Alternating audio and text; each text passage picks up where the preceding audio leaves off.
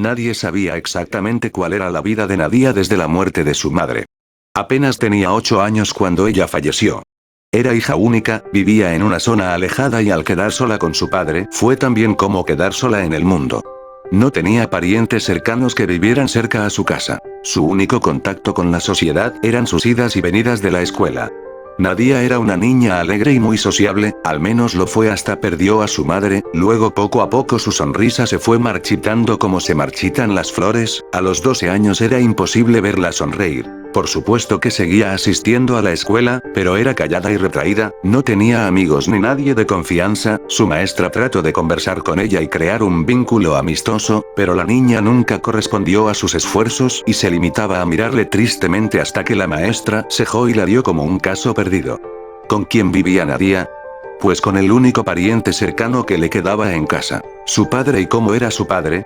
Nadie habría querido responder esta pregunta, quizá alguna persona habría comentado que era un hombre taciturno y sin amigos, pero no era solo eso, era un hombre que aparentaba ser tranquilo, realmente dentro de sí bullían todas las pasiones, y no precisamente las más inocentes. Se rumoreaba, solo era un rumor, que en su juventud se dio a la vida disipada cuando vivía en la ciudad, drogas y malos amigos, trasnoches y malos caminos. Se rumoreaba también que golpeaba a su esposa. Pero el rumor que ya nadie se atrevía siquiera a pensarlo era de que vivía. Nadie le conocía trabajo, siempre lo veían sentado en su puerta sin hacer nada. ¿De dónde sacaba el dinero para sobrevivir junto a Nadia? Por último, ¿dónde vivía Nadia? Imagínense una selva amazónica y umbría. Vivían en una región de la selva amazónica, en una pequeña y alejada parcela que heredó la madre de Nadia de sus padres.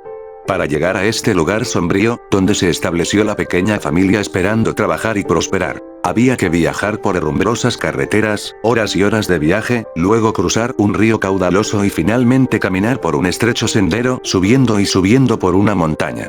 Así es como viven las personas que se dedican a la producción de café y cacao. Pero regresemos a Nadia, a la pobre niña sin sonrisa. Nadie supo nunca, o al menos hasta el momento en que sucedieron los hechos, cómo era la vida de Nadia. La veían ir a la escuela, la veían sentada a la puerta de su casa, la veían caminar por el sendero. Y de pronto, cuando ella cumplió los 16 años, nadie la vio más. Los más valientes que se atrevieron a preguntar al padre dónde se encontraba la adolescente, obtenían siempre la misma respuesta: Nadia se fue a la ciudad a vivir con unos parientes lejanos, estudiar y forjarse un futuro, y nadie tampoco podía preguntar más a ese hombre taciturno. Pasaron los días, los meses y llegó a ser 2 años de la partida de Nadia. Su padre se había desmejorado mucho, lo encontraban borracho tirado al borde del sendero, y si era noche cuando sucedía esto, el que lo encontraba juraba haber oído mascullar al viejo e incluso gritar: déjame en paz, ya se acabó ya, así que en la aldea empezaron a sospechar que se estaba volviendo loco, si es que no lo estuvo siempre. 2 años después, ciertos días de la semana, partía un camión a la zona donde vivía Nadia. Ese día en particular se encontraban 2 señoras parlanchinas y dicharacheras que volvían a sus casas en la selva. ¡Qué calor hace!, exclama una mientras trataba de abanicarse con la mano. Si parece que ya estuviéramos en el infierno, respondía la otra. Lo bueno es que cuando lleguemos será noche cerrada, no me atrevería a subir esa montaña con tanto calor. Claro que no quieres calor, pero tampoco es bueno caminar por la noche. ¿Y si se te aparecen los fantasmas? ¿Qué fantasmas? Toda mi vida he caminado de noche por ese sendero y nunca me he encontrado nada. ¿Eres incrédula? Cuidado que un día te pase y te mueras del susto. Nada, aquí no pasa nada. En ese momento al camión subió una última pasajera, cabello largo y suelto, delgada como una palmera, hermosa y seria. La recién llegada se acurrucó en un rincón del camión, tapando sus largas piernas con su vestido, cerró los ojos y pareció dormir. Fíjate en esa, murmuró una de las vecinas, con ese trapo que se cubre un poco más y parece desnuda. Ay, mujer, a ti te gusta criticar a todas.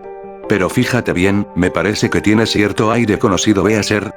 No creo haberla visto en mi vida. Yo creo que sí, se parece a la mujer de ese borracho, pero es muy joven. Ahí está el detalle, creo que es Nadia. ¿Nadia, la hija de ese borracho? Sí, pregúntaselo. ¿Y por qué no tú? Nunca he hablado con ella. Y seguro yo sí. Está bien, se lo pregunto, y tomando más valor que aire la mujer se dirigió a la joven. Hola señorita, ¿usted es de por acá? La joven levantó su mirada y sus ojos tristes, que profundamente se posaron en la mujer, viendo y sin ver. Sí, respondió en apenas un susurro. Como no parecía volver a hablar más, la mujer volvió a preguntar. ¿Tú eres Nadia? Y después de un silencio largo, la joven contestó. Sí. Ah, entonces estás volviendo. ¿Será para cuidar de tu padre? Hace mucho que está enfermo. No, ¿cómo? ¿No vas a cuidar de tu padre? No. Entonces. Cállate, le susurró la otra mujer, no es tu asunto. Pero. Cállate, hay algo en su mirada y su voz que me da miedo, si serás. Las mujeres callaron y se acurrucaron en sus bultos, el camión seguía su marcha, el camino era largo y la noche también. A las 2 de la madrugada llegaron a destino. Baja, baja, gritaron las mujeres. El camión se detuvo, bajaron y junto a ellas bajó Nadia. Era lo más natural ya que su casa quedaba en la zona, pero ellas no pudieron evitar estremecerse, había algo extraño en esa chica, algo que no se podía definir. ¿Irás con nosotras por el sendero? Sí. ¿Tienes linterna? No. Camina a mi lado, así te alumbro. Sí. Se pusieron en marcha, a medida que caminaban el aire se hacía frío y más frío, no había luna, el sendero se alargaba y alargaba como para no dejarles llegar a sus casas. Al fin llegaron a la primera casa, era la casa de Nadia, oscura y solitaria. Hasta la vista entonces, se despidieron las mujeres no sin alivio. Sí, ellas se alejaron por el sendero, iluminándose con sus linternas. ¿Te diste cuenta qué frío hacía? Comentó una. Sí, pero solo era frío, no vayas a empezar otra vez con tus fantasmas, y ambas iban a echarse a reír cuando oyeron un grito espantoso, era un grito que venía de alrededor de ellas, de detrás de ellas, y a la vez de ellas mismas. ¿Qué fue eso? Y mientras preguntaba, el grito volvió a resonar. No, no, por favor, no, los cabellos se les erizaron, se miraron locas y confundidas. ¿Qué ha sido eso? Nadia. No, era un grito de hombre. Volvamos. Aunque lo dijo con miedo, la mujer sentía la necesidad de volver y averiguar quién o por qué había gritado. ¿Estás loca? Yo me voy a mi casa. ¿Y si Nadia necesita ayuda? No fue ella, fue un hombre, aún así ambas se tomaron del brazo y caminaron lentamente hacia la casa de Nadia, todo estaba oscuro, se acercaron a la puerta, se encontraba entreabierta. Toca, entra, yo no me meto ahí, pásame tu linterna, empujaron un poco más la puerta para poder iluminar el interior con la linterna. Nadia. La pregunta era apenas un susurro y se perdió en la oscuridad, pero un sonido les respondió, un sonido de desgarre, una rotura, un chirrido. Nadia, ¿estás ahí? En ese momento la luz de la linterna iluminó el piso, un jirón blanco de vestido, un jirón no tan blanco. Nadia. Gruñido y al fin la linterna la iluminó toda entera, estaba sentada en el piso, acunando algo entre los brazos, con los largos cabellos tapando el objeto que acunaba. Nadia, ¿estás bien? Y ella giró su rostro, vacío y hermoso. Ahora sí. ¿Qué? ¿Qué?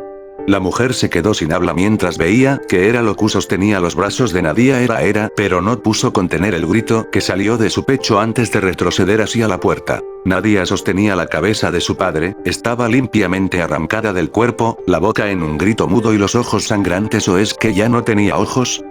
Sal, la mujer retrocedía empujando a la otra. No te vayas, susurró Nadia. Monstruo. No, yo no lo soy, pero mi padre sí. No, tú eres un monstruo, mataste a tu padre. Él ya estaba muerto, el día que me tocó por primera vez ya estaba muerto. ¿Qué?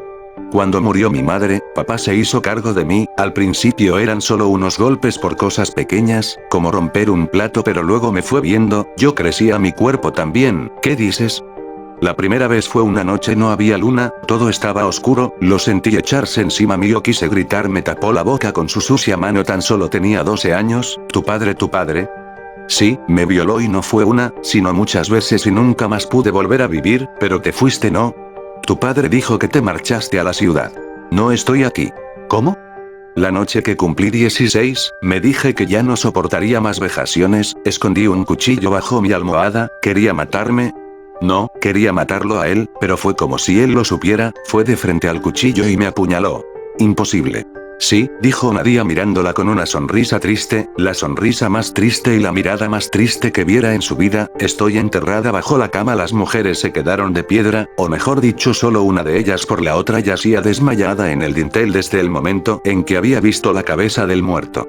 Nadia había regresado del más allá, había regresado a tomar su venganza porque no podía descansar en paz, una niña así tratada nunca podría descansar en paz. Cuando la mañana llegó, las dos mujeres fueron encontradas en el sendero, acurrucadas y tiritando a pesar del intenso calor. Nunca más volvieron a ser las mismas, nunca más volvieron a vivir ahí. ¿Y Nadia? Cuando los hombres entraron en la casa todo estaba cubierto de polvo, como si hace mucho nadie viviera ahí, pero donde más polvo había era sobre el cadáver del hombre. Las mujeres dijeron que Nadia simplemente había vuelto a ser polvo.